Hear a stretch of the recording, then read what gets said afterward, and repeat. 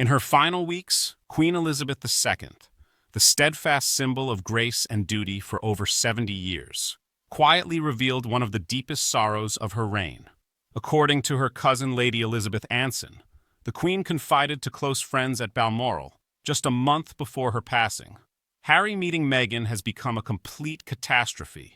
To those who loved and admired Her Majesty, this wasn't just an unusual remark. It was a late cry from a heart bruised too many times.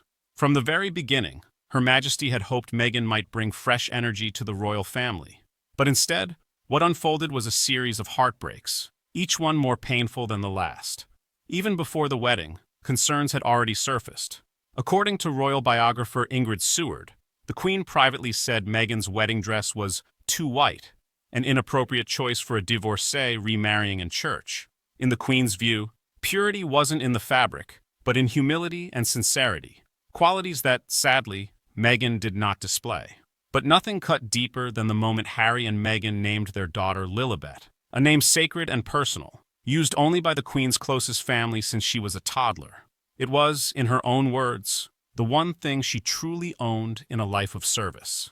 "I don't own the palaces, I don't own the paintings," the Queen once told an aide. "The only thing I own is my name." And now they've taken that. What devastated many royal fans even further was the revelation that Harry and Meghan had registered the domain Lilibet Diana before their daughter was even born. It wasn't a sentimental gesture, it was a calculated move. And when challenged by the BBC over whether they had truly asked the Queen's permission, the palace stood firm. She was never asked. Despite this, the Sussexes sent legal threats to the BBC, insisting otherwise. But the palace refused to back their version of events, and the story stood. It wasn't just about a name. From arguments over church protocols to Meghan's secretive behavior around the wedding, and Harry reportedly being rude for 10 minutes during a private meeting, the Queen was left hurt, again and again. According to Lady Elizabeth, the Queen had serious concerns about Meghan's behavior and intentions, even before the wedding. She saw how Meghan charmed those around her, but feared that Harry, not strong, not bright, in Liza's words, was too easily swayed.